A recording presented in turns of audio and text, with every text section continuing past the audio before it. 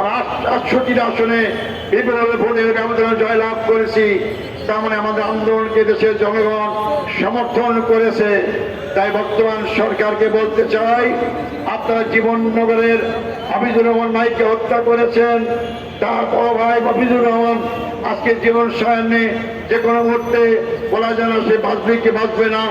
এর হত্যাকাণ্ডের পিছনে যারা এই জড়িত থাক অবিলম্বে গ্রেপ্তার করুন এবং আইনি আওতায় নিয়ে আসুন। নাহলে আপনারা আমাদেরকে বাধ্য করবেন না আবার রাজপথে নামার জন্য। রাজপথে নামলে কিন্তু আপনি নিস্তার পাবেন না। আপনারা সাবধান হন।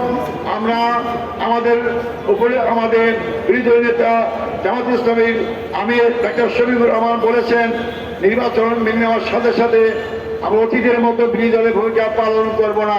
আমি ইতিবাচক ভূমিকা পালন করতে চাই। দেশের মানুষ অনেক রক্ত দিয়ে আন্দোলন করেছে, আবার রক্ত ঝরুক, আবার অশান্তি আসুক, আমরা কাম্য করি না।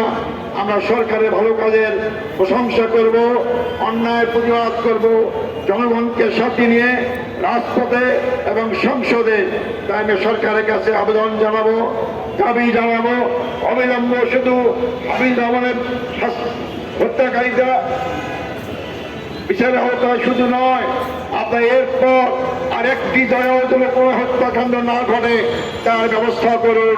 নাইলে জনগণ রাজপথে নামতে বাধ্য হলে আপনারা আমাদেরকে দোষ দিতে পারবেন না। জনগণ অবশ্যই তার অধিকার আদায়ের জন্য সামনে এগিয়ে যাবে ইনশাল্লাহ। সংগ্রামী ভাই বন্ধুগণ।